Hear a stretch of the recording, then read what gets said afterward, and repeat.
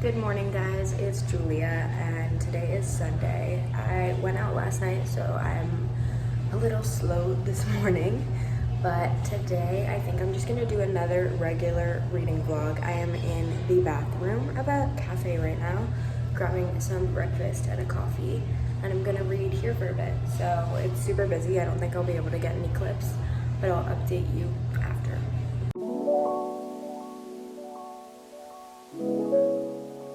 Hey guys, it's later. I have brought home a honey lavender latte and it's so good. And now I'm gonna read more and put away some clothes. Hey guys, so before I continue with this reading vlog, I just wanted to give you a little bit of an update of where I am in my fall TBR, how I feel about the books I've finished so far, and where I'm at now in my current book. So I'm just gonna tell you a little bit about that so we can be on the same page, and I really wanna give you some really good book recommendations. The first book I read for my fall TBR is literally the best book I've read in so long. It was so good, so suspenseful, so amazing. I loved it. That book is The God of the Woods by Liz Moore. People are raving about this book, and they should be. Like, you need to give Liz Moore her flowers for this one. This is the best multi-point of view book I have ever read, and usually I don't love it when books switch back and forth point of view. I've mentioned that a couple of times before, that I find it a little hard to follow, especially when there's a lot of points of view in a story, and in this book, it's just done so seamlessly, so well, that you just want to hear more from everyone all the time, constantly. So let's just give you a little summary of the plot of this book. Basically, it follows the Van Laar family in the Adirondacks in 1975. The Van Laars own a bank, and they're super rich, and they own this huge preserve in the Adirondacks where their summer estate is, a lake, and a summer camp. So they have a 13-year-old daughter, Barbara Van Laar, and she is a little bit rebellious, all right? She has box-dyed black hair, she's 13 years old, she's wearing red lipstick and listening to punk music and giving them attitude. And they are done with Barbara. They're like, girl, you know what? We're gonna send you to camp. We're gonna send you to camp because we can't do all this right now. So they send Barbara to camp. While she's at camp, she mysteriously disappears in the middle of the night. No one can find her, no one knows where she is or has any idea where she went, and the book follows her disappearance. But the strange thing about Barbara's disappearance is 14 years earlier, before she was born, she had an older brother named Bear that also disappeared off of the same preserve. So the story kind of follows a bunch of different point of views, going back and forth through time from Bear's disappearance to Barbara's disappearance, and uncovering secrets about both of these mysterious happenings. And it is just done so well. It literally, the suspense carried perfectly throughout the whole book, throughout every point of view, and there is such well done character development. Even though you have like 4+ point of views in this book, you know exactly who each of these people are. It's just such a well written multi-point of view book, so I definitely recommend this. You should read it and find out what happened to Barbara and what happened to Bear, because it's insane. Highly recommend. 5 stars. Amazing. Probably gonna read it again shortly because it was that good. I have had way too much caffeine today, and my heart is beating so fast and I can't seem to catch my breath. The next book I read off of my fall TBR was The Pairing by Casey McKinston. This book, there's things I liked about it and there's things that I did not like about it. So we're just gonna get into those really quick and kind of explain how I feel. Hopefully this will be a quick one. So this book centers around Kit and Theo, and they are exes who had purchased tickets to go on a food tour and wine tour around Europe together 4 years ago. Now, Theo decides, you know what? Fuck it. I'm gonna go on this food tour by myself and enjoy myself and be proud of myself for being my own person for the past 4 years without you. And they walk on this bus, and Kit is sitting there, stuck on a food tour in Europe with your ex. A travesty. A travesty. So, they end up obviously becoming sort of friendly. There's a little bit of weird bitterness there, but it's of course worked through eventually. the two of them decide to have a contest to see who could sleep with more people on this European food tour, which is an insane thing to do with an ex that you're stuck with for 2 weeks, but that is what happens. So there's a lot of food references in this because Theo is a sommelier and Kit is a pastry chef in France now. So there's lots of food references and lots of just like European ambiance, which is something that I really liked about the book. I liked hearing about the different foods and the different wines and the different European cities. The tour goes mostly through France and then Spain a little bit and then Italy. So it's just a really nice European ambiance, but there is a lot of smut in this book, which is a little much for me. I like to keep it light there, all right? But obviously you follow them and their feelings through this book, and you will see what happens if you read it. So I gave this book 4 stars, but honestly thinking back, I'm leaning towards 3.5 because the way the story was wrapped up kind of annoyed me.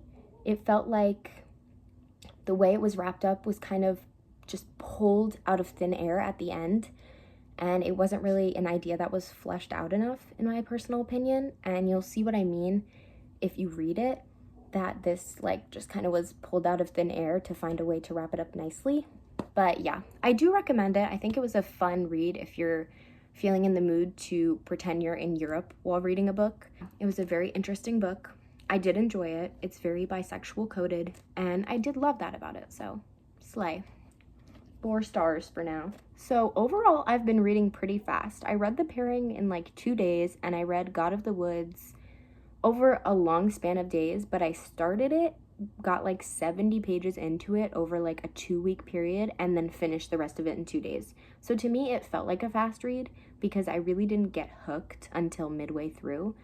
But I've been reading a lot this week. I'm proud of myself. I've done like over 500 pages at least this week, maybe towards 600-700 even. So I'm doing pretty good, and I'm very proud of my reading speed recently. I feel like I've been getting it done, which is good because I have a lot more books to go for my year-end goal, which is 40 books. I think I'm at like 27 or 25 right now. I don't know, but that's 15 more books before the end of December, which seems doable to me, but I'm gonna have to read fast. So the book that I'm currently reading is my September book of the month pick, and it is Phantasma by Kaylee Smith. Now, this was kind of a wild card pick for me.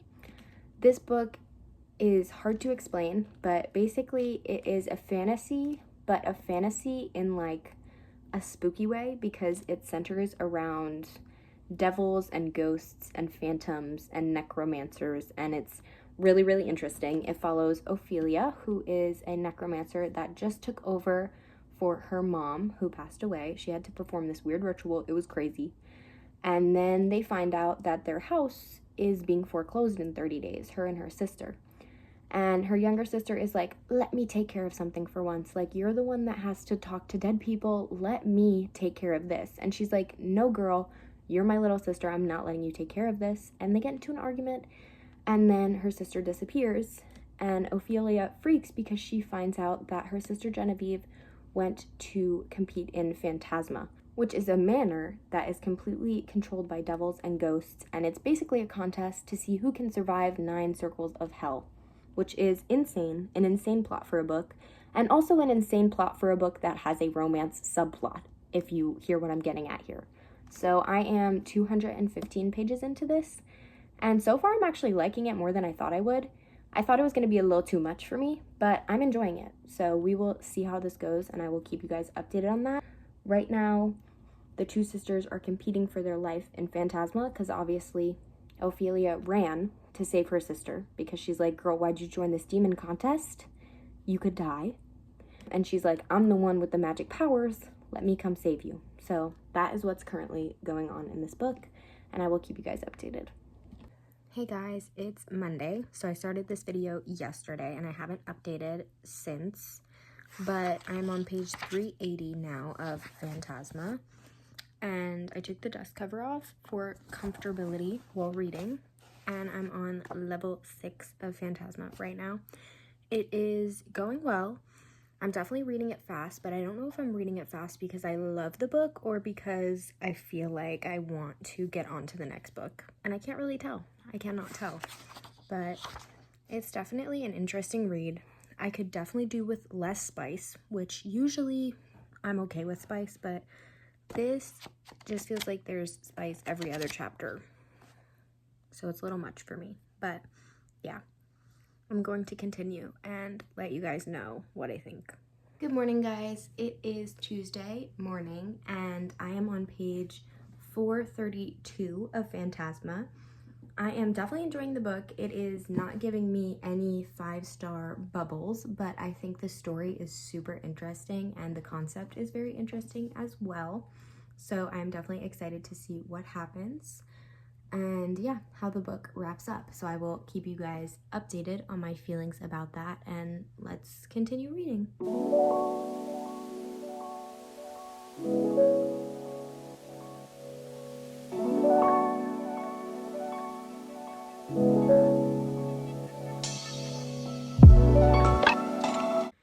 Okay guys, I'm back. It's a little later and I just finished Phantasma by Kaylee Smith, and the twist at the end of this book really got me. It was definitely a cool read. It was an interesting spin on fantasy. Guys, it's Editing Julia. I'm popping in to let you know that I'm an idiot and this book is not in the fantasy genre. It is actually technically categorized as paranormal romance. So if you like that, I feel like you would definitely enjoy this book. I definitely enjoyed it. I feel like I might bump up my rating to a 4-star, but I'm kind of hesitant to. I don't know. I feel like the plot didn't really grip me that much. Like, I was having fun reading it, but it felt as though it probably shouldn't have been such a lighthearted read for me, if you know what I mean. So yeah, I don't know, but I'm gonna let me continue talking. And the big reveal at the end really did shake me to my core, and I also love the way that it ended. I'm not going to spoil anything, but I thought the ending was very cute and very nice. So yes, it was a really good read. I definitely enjoyed it. I'm between like 3.5 stars and 4 stars on this one, so I'm going to have to think about it a little while. But now I have to decide what I'm going to read next because it's only like 12. And today is my day off and I have a lot of reading time today. So I'm between 2 different books right now. I am between picking up one of my thriller, mystery, horror genre books, which I'm super in the mood for, and picking up Normal People, which is what was on my TBR and what I should be reading next other than Harry Potter. So kind of between Normal People and possibly The Dare. But I don't know. I'm gonna read the backs and get back to you on what I am going to start, because both of those are about 300 pages. So it's the same kind of short read vibe. So that's kind of what I'm looking for. And yeah, I will let you guys know what I pick. Okay guys, it's a little later. I am now in my childhood bedroom, as you can see, and I just wanted to give you a little bit of an update. So I'm here to do some reading adjacent to my mom. We're gonna read together. I'm super excited. I love reading and I love my mom, so 10 out of 10 experience for me. But I just wanted to let you know which book I picked. I decided to get a little bit of thriller angst out of me before starting Normal People by Sally Rooney, because I just feel like I want to be in a gut-wrenching romance mood when I start that book. So right now I'm going to be reading The Dare by Natasha Preston, and I'm just going to read you guys the back really quick so we can both be on the same page about what I'm picking up right now. So it says, in Marley's town, high school seniors must perform a prank as a rite of passage. A dare, if you will. The dares start out simple, egging houses, throwing balloons filled with glitter, letting chickens loose in the halls, but this is no child's play. Accepting a dare means you could be expelled, arrested, or worse. Or worse? What's worse than expelled or arrested? Death, possibly? Anyways, no one wants to back down from a dare, but saying yes has consequences too. So we're gonna be starting this, and yeah, I'll keep you guys updated. Hey guys, as you can see, I'm back at my house. I didn't get that many reading clips because honestly, I wasn't doing that much reading. I was just kind of resting and hanging out with my family, and I got so tired while I was there. So I just like laid down for a very long time. But now I'm back in my other room, and I'm going to continue reading The Dare, so I will keep you guys updated on that.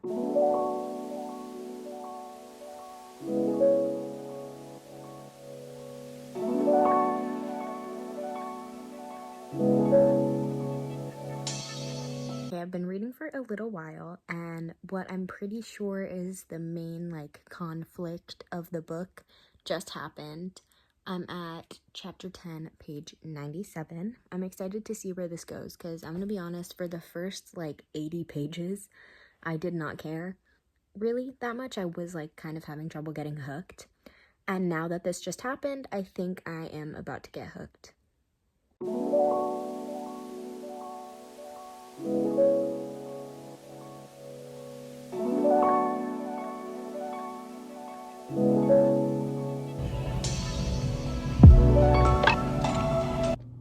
Okay guys, it is Wednesday night and I just finished The Dare by Natasha Preston earlier today, so I just wanted to give you my thoughts on it.